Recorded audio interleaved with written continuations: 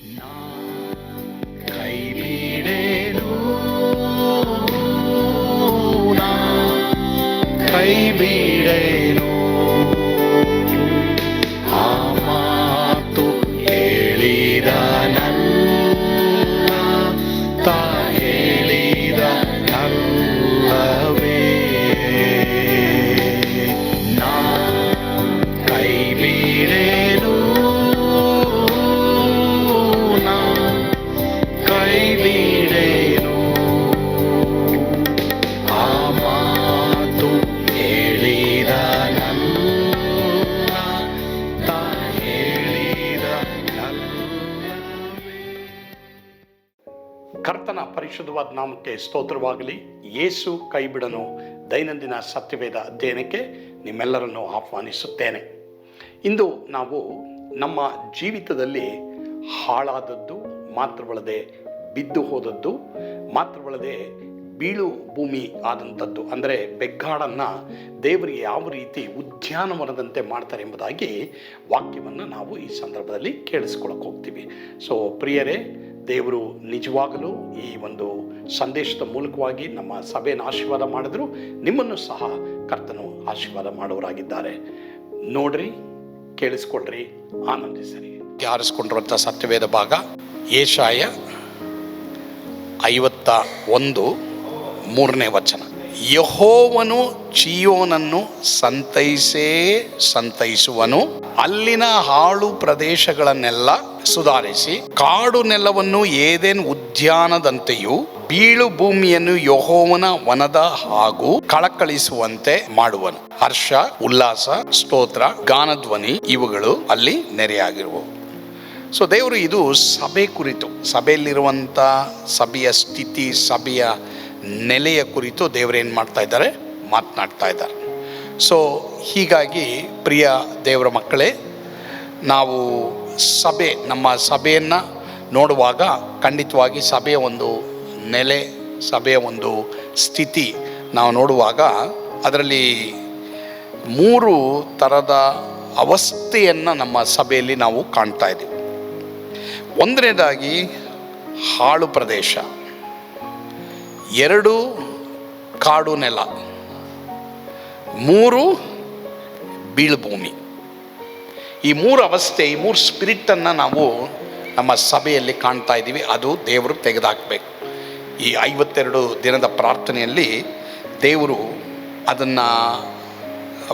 ಅದಕ್ಕೆ ಬದಲಾಗಿ 3 ಕಾರ್ಯ ಮಾಡಬೇಕು. 3 ಕಾರ್ಯ ಎಲ್ಲರೂ ಹೇಳ್ರಿ. ಒಂದನೇದು ಯಾವುದು? ಹಾಳು ಪ್ರದೇಶ. 2 ಕಾಡು ನೆಲ, 3 ಬೀಳುಭೂಮಿ. ಈ 3 ಪ್ರದೇಶಗಳು, ಸ್ಥಳಗಳನ್ನು ಅಥವಾ ಅದನ್ನು ಆತ್ಮಿಕ ಅರ್ಥದಲ್ಲಿ ನಾವು ತೆಗೆದುಕೊಂಡ್ರೆ, ಆತ್ಮಿಕವಾಗಿ ಇರುವಂಥ ಆ ಒಂದು ಸ್ಪಿರಿಟ್ ದೇವರು ನಮ್ಮ ಸಭೆಯಿಂದ ತೆಗೆದುಹಾಕಿ ಅದನ್ನು ಟರ್ನ್ ಅರೌಂಡ್ ಮಾಡಬೇಕು. ದೇವರು ಮಾಡ್ತಾರೆ, ಖಂಡಿತವಾಗಿ ಮಾಡ್ತಾರೆ. ನಾವೇನು ಮಾಡಬೇಕು ಅನ್ನೋದನ್ನು ದೇವರು ಮುಂದಿನ 1-2 ವಾಕ್ಯದಲ್ಲಿ ನಮಗೆ ತಿಳಿಸ್ತಾರೆ. ದೇವರು ವಾಗ್ದಾನ ಮಾಡಿದ್ದಾರೆ, ಏನು ಗೊತ್ತಾ? ಚೀಯೋನನ್ನು ಅಥವಾ ಸಭೆಯನ್ನು ನಾನು ಸಂತೈಸ್ತೀನಿ. ಯಾರು ಪ್ರಾರ್ಥನೆ ಮಾಡ್ತಾ ಇದ್ದೀರೋ ಅವ್ರನ್ನ ದೇವರು ಸಂತೈಸ್ತಾರೆ. ಮುಖ್ಯವಾಗಿ ದೇವರು ನಮಗೆ ನೆಕ್ಸ್ಟು 70 ದಿನದ ಪ್ರಾರ್ಥನೆ ಕೊಡ್ತಾ ಇದ್ದಾರೆ. ಸೊ ಹೀಗಾಗಿ ನಾವು 70 ದಿನಕ್ಕೂ ರೆಡಿ ಆಗಿರಬೇಕು. ಸೊ ನಾವು ಮುಂದೆ ಹೋಗ್ತಾ ಇರ್ತೀವಿ, ಬಿಡೋದಿಲ್ಲ ದೇವ್ರನ್ನ. ಯಾಕಂದರೆ ಈ ಹಾಳು ಪ್ರದೇಶ ಖಂಡಿತವಾಗಿ ಏನು ಮಾಡ್ತೀನಿ ಅಂತ ದೇವರು ಹೇಳಿದ್ದಾರೆ, ಸುಧಾರಿಸ್ತೀನಿ ಅಂತ ಹೇಳಿದ್ದಾರೆ. ನೋಡಿದ್ರ, ಹಾಳು ಪ್ರದೇಶನ ನಾನು ಸುಧಾರಿಸ್ತೀನಿ. ಮೊದಲನೇದಾಗಿ ಯಾರ್ಯಾರು ಸಭೆಗೆ ಬರ್ತಾರೋ, ಯಾರ್ಯಾರು ಪ್ರಾರ್ಥನೆಗೆ ಬರ್ತಾರೋ, ಯಾರ್ಯಾರು ದೇವರನ್ನ ಆಸಕ್ತಿಯಿಂದ ಹಿಂಬಾಲಿಸ್ತಾರೋ ಅವರೆಲ್ಲರನ್ನ ದೇವರು ಸಂತೈಸ್ತಾರೆ. ಖಂಡಿತವಾಗಿ ಸಂತೈಸ್ತಾರೆ ದೇವರು. ತಾಯಿ ಮಗನನ್ನು ಸಂತೈಸುವ ಪ್ರಕಾರ ನಾನು ನಿಮ್ಮನ್ನು ಸಂತೈಸ್ತೀನಿ ಅಂತ ದೇವರು ಹೇಳ್ತಾರೆ. ಅದರಿಂದ ಪ್ರಿಯ ದೇವರ ಮಕ್ಕಳೇ, ಯಾರಾದರೂ ಒಂದು ವೇಳೆ ಇವತ್ತು ಸಂತೈಸುವಿಕೆ ಇಲ್ಲದೆ ನಿಮ್ಮ ಜೀವಮಾನದಲ್ಲಿ ನೀವು ಒಂದು ವೇಳೆ ಕುಗ್ಗಿ ಹೋಗಿ ನೀವು ಪ್ರಾರ್ಥನೆ ಮಾಡಿ ಮಾಡಿ ಮಾಡಿ ಮಾಡಿ ಮಾಡಿ ನೀವು ಉತ್ತರವನ್ನು ಕಾಣದೆ ಹೋಗಿದ್ದೀರಾ, ದೇವರು ಹೇಳ್ತಾರೆ ನಾನು ಸಂತೈಸ್ತೀನಿ. ಆಮೇಲೆ ನಾನು ಸಂತೈಸ್ತೀನಿ. ಆದ್ದರಿಂದ ಬಲವಾಗಿ ಪ್ರಾರ್ಥನೆ ಮಾಡಿ. ಇವತ್ತು ನಾವು ಯಾರಿಗೂ ಪ್ರಾರ್ಥನೆ ಮಾಡಲ್ಲ, ಆದರೆ ಸಭೆಗಾಗಿ, ಸಭೆಗೆ ಹೊಸ ಹೊಸ ಆತ್ಮಗಳು 4 ದಿಕ್ಕುಗಳಿಂದ ಬರಬೇಕು. ಯಾಕಂದರೆ ಎಷ್ಟೋ ಜನ ಇವತ್ತು ಯೇಸುಸ್ವಾಮಿಗೆ ಗೊತ್ತಿಲ್ಲದೆ ಇದ್ದಾರೆ, ಭಯ ಪಟ್ಟಿದ್ದಾರೆ. ಮಾತ್ರವಲ್ಲದೆ ಎಷ್ಟೋ ಜನ ಎಲ್ಲಿಗೆ ಹೋಗ್ತೀವಂತ ಗೊತ್ತಿಲ್ಲ, ಎಷ್ಟೋ ಜನ ಅಡಿಕ್ಷನಲ್ಲಿದ್ದಾರೆ, ಮತ್ತು ಎಷ್ಟೋ ಜನಕ್ಕೆ ನರಕ ಸ್ವರ್ಗ ಅನ್ನೋದೇ ಗೊತ್ತಿಲ್ಲ. ಅವ್ರಿಗೇನು ಈ ಲೋಕದಲ್ಲಿ ನಾವು ಇದ್ದೀವಿ, ಹುಟ್ಟಿದ ಮೇಲೆ ಸಾಯಬೇಕು ಅಷ್ಟೇ, ಇನ್ನೇನಾಗ್ತಾ ಅದೆಲ್ಲ ಬೇಡ ಅನ್ನೋದು ಅನೇಕರಲ್ಲಿರುವಂಥ ಒಂದು ಯೋಚನೆ. ಸೊ ಹೀಗಾಗಿ ನಾವು ಅದಕ್ಕೋಸ್ಕರವಾಗಿ ಪ್ರಾರ್ಥನೆ ಮಾಡ್ತೀವಿ. ಆದರೆ ದೇವರು ಏನು ಹೇಳ್ತಾ ಇದ್ದಾರೆ, ನಮ್ಮ ಸಭೆಗೆ ಬರುವಂಥ ಎಲ್ಲರನ್ನೂ ನಾನು ಸಂತೈಸ್ತೀನಿ ಅಂತ ಇದ್ದಾರೆ. ಖಂಡಿತವಾಗಿ ಅವರು ಸಂತೈಸ್ತಾರೆ. ಸರಿ, ಹಾಗಾದರೆ ಸಭೆಯಲ್ಲಿರುವಂಥ ಹಾಳು ಪ್ರದೇಶ ಯಾವುದು, ಸಭೆಯಲ್ಲಿ ಹಾಳಾಗಿರುವುದು ಯಾವುದು ಅನ್ನೋದನ್ನು ನಾವು ನೋಡಬೇಕಾದ್ರೆ, ಅನೇಕರ ಜೀವಮಾನದಲ್ಲಿ ಪ್ರಾರ್ಥನೆ ಹಾಳಾಗಿದೆ, ಆರಾಧನೆ ಹಾಳಾಗಿದೆ. ಅನೇಕರ ಸಭೆಗೆ ಬರುವಂಥ ಅನೇಕರ ಜೀವಿತದಲ್ಲಿ ಕುಟುಂಬಗಳು ಹಾಳಾಗಿದೆ. ಅನೇಕರ ಒಂದು ಜೀವಿತದಲ್ಲಿ, ಸಭೆಗೆ ಬರುವಂಥ ದೇವರ ಮಕ್ಕಳ ಜೀವಿತದಲ್ಲಿ ಅನೇಕರು ಕಣ್ಣೀರು ವೇದನೆಯಲ್ಲಿದ್ದಾರೆ. ಮಾತ್ರವಲ್ಲದೆ ಅನೇಕರ ಜೀವಮಾನದಲ್ಲಿ ಮೊದಲನೇದಾಗಿ ಹಾಳಾಗಿರುವಂಥದ್ದು ಬೈಬಲ್ ಓದೋದು, ಪ್ರಾರ್ಥನೆ ಮಾಡೋದು, ಮಾತ್ರವಲ್ಲದೆ ದೇವರನ್ನ ಆರಾಧಿಸೋದು, ಪರಿಶುದ್ಧ ಜೀವಿತ, ಇದೆಲ್ಲ ಹಾಳಾಗಿರೋದನ್ನು ನಾವು ಕಾಣ್ತಾ ಇದ್ದೀವಿ. ಸೊ ಹೀಗಾಗಿ ಭಯಪಡಬೇಡಿ ಪ್ರಿಯರೇ. ಯಾರ್ಯಾರು ಪ್ರಾರ್ಥನೆ ಮಾಡುವಂಥ ದೇವ ಮಕ್ಕಳೇ, ದೇವರು ನಿಮಗೆ ಹೇಳ್ತಾ ಇದ್ದಾರೆ, ಯಾರ್ಯಾರ ಜೀವಮಾನದಲ್ಲಿ, ನಿಮ್ಮ ಕುಟುಂಬದಲ್ಲಿ ಯಾರ್ಯಾರ ಜೀವಮಾನದಲ್ಲಿ ಅದು ಹಾಳಾಗಿ, ಅಯ್ಯೋ ನನ್ನ ಕುಟುಂಬದಲ್ಲಿ ಈ ಥರ ಇದ್ದರೆ ಚೆನ್ನಾಗಿರುತ್ತಲ್ಲ ಎಂಬುದಾಗಿ ನೀನು ಅಂದುಕೊಂಡಿದ್ದರೆ, ನೀನು ಚಿಂತೆ ಮಾಡಬೇಡ, ನೀನು ಧೈರ್ಯವಾಗಿರು. ಅದು ಏನು ಹಾಳಾಗಿದೆ, ಮೊದಲನೇದಾಗಿ ನಿನ್ನ ಜೀವಮಾನದಲ್ಲಿ ಏನು ಹಾಳಾಗಿದೆ? ಪ್ರಾರ್ಥನೆ ಹಾಳಾಗಿದೆಯಾ? ಬೈಬಲ್ ಓದೋದು ಹಾಳಾಗಿದೆಯಾ? ಆರಾಧನೆ ಮಾಡೋದು ಹಾಳಾಗಿದೆಯಾ? ದೇವರೊಂದಿಗೆ ಡಿವೋಷನ್ ಟೈಮ್ ಕಳೆಯೋದು ನಿನಗೆ ಹಾಳಾಗ್ಬಿಟ್ಟಿದೆಯಾ? ದೇವ್ರು ಏನು ಮಾಡ್ತೀನಿ ಅಂತ ಹೇಳ್ತಾ ಇದ್ದಾರೆ, ನಾನು ಸುಧಾರಿಸ್ತೀನಿ, ಸುಧಾರಣೆ ತರ್ತೀನಿ. ಸುಧಾರಣೆ ಅಂದ್ರೇನು? ದೇವರು ಅದನ್ನು ಹೊಸತಾಗಿ ನಾನು ಮಾಡ್ತೀನಿ. ದೇವರು ಏನು ಹೇಳ್ತಾರೆ, ತಿರುಗಿ ನಾನು ಸ್ಟಾರ್ಟ್ ಮಾಡ್ತೀನಿ ಅಂತ ದೇವರು ತನ್ನ ಮಕ್ಕಳಾದ ನಮ್ಮೆಲ್ಲರಿಗೂ ಹೇಳ್ತಾ ಇದ್ದಾರೆ. ಪ್ರಿಯರೇ, ನಾನು ಸುಧಾರಿಸ್ತೀನಿ.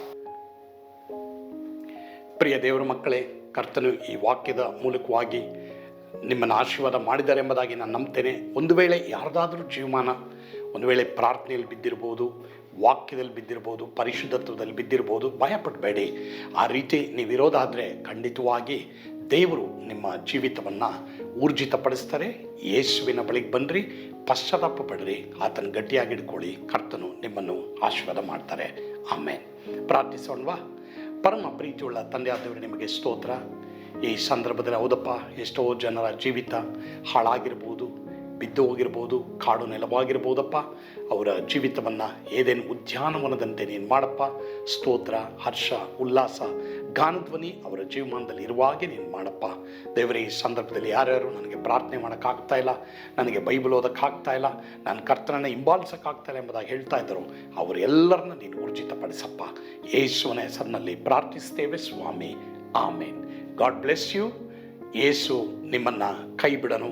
ಮಾತ್ರವಲ್ಲದೆ ಸ್ವರ್ಗದ ಆನಂದ ನಿಮ್ಮೆಲ್ಲರನ್ನು ತುಂಬಿ ತುಳುಕಲಿ. ಆಮೇನ್.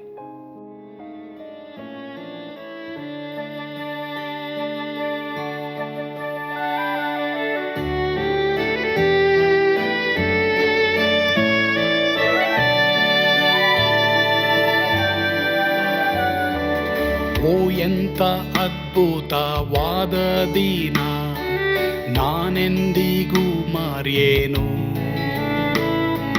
ಪಾಪಂಧಕಾರದೊಳ್ ಅಲೆದೇನ, ರಕ್ಷಕನ ಕಂಡೇನು. ಕೋಮಲ ಕರುಣೆಯುಳ್ಳ ಯೇಸು ಎನ್ ಕೊರತೆ ನೀಗಿದ. ಕತ್ತಲೆ ಹೋಯಿತು, ಜ್ಯೋತಿಯು ಮೂಡಿತು, ನಾನೀಗ ಧನ್ಯನಾದೆ. ಸ್ವರ್ಗದ ನಂದ ಎನ್ನಾತ್ಮ ತುಂಬಿತು, ಶಿಲುಬೆನಾಗ ಎನ್ ಸ್ವಸ್ಥ ಗೈದನು. ಎನ್ ಪಾಪ ತೋಳೆದ, ಈರುಳ ದಿನಕ್ಕೆ ತಿರುಗಿದ. ಸ್ವರ್ಗದ ನಂದ ಎನ್ನಾತ್ಮ ತುಂಬಿತು.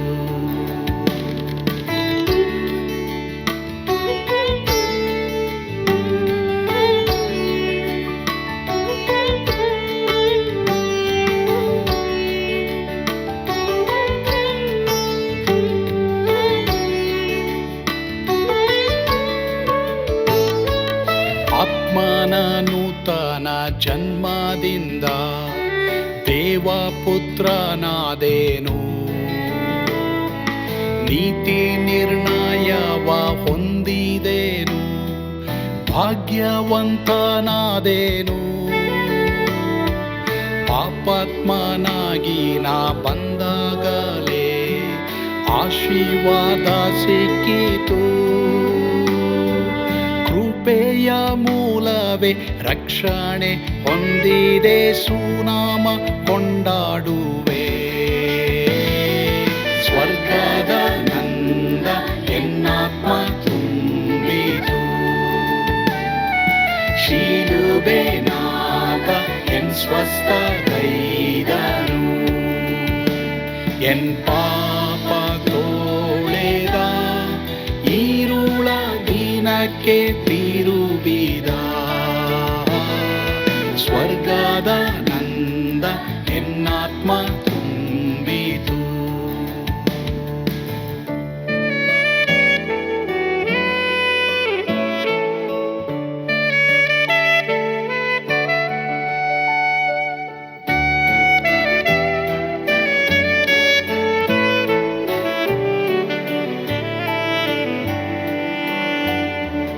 ಅನಂತ ನಿರೀಕ್ಷೆ ಏನಾಗಿದೆ, ಕಾಲವು ತೀರಲಾಗಿ. ಸ್ವರ್ಗದ ಭವ್ಯ ಬಿಡಾರದಲ್ಲಿ ನಿತ್ಯವಾಗಿ ಇರುವೆ. ಶಿಲುಬೆ ನನಗೆ ಆಶ್ರಯವೇ, ನಂಬಿಕೆಗಾಧಾರವೇ. ನಿತ್ಯ ಐಶ್ವರ್ಯವ ದಿವ್ಯಾಶೀರ್ವಾದವ ಕರ್ತ ಇವನೇ ನಗೆ. ಸ್ವರ್ಗದ ನಂದ ಎನ್ನಾತ್ಮ ತುಂಬಿತು, ಶಿಲುಬೆನಾಥ ಎನ್ ಸ್ವಸ್ಥಗೈದನು. ಎನ್ ಪಾಪ ತೋಳೆದ, ಈರುಳ ದಿನಕ್ಕೆ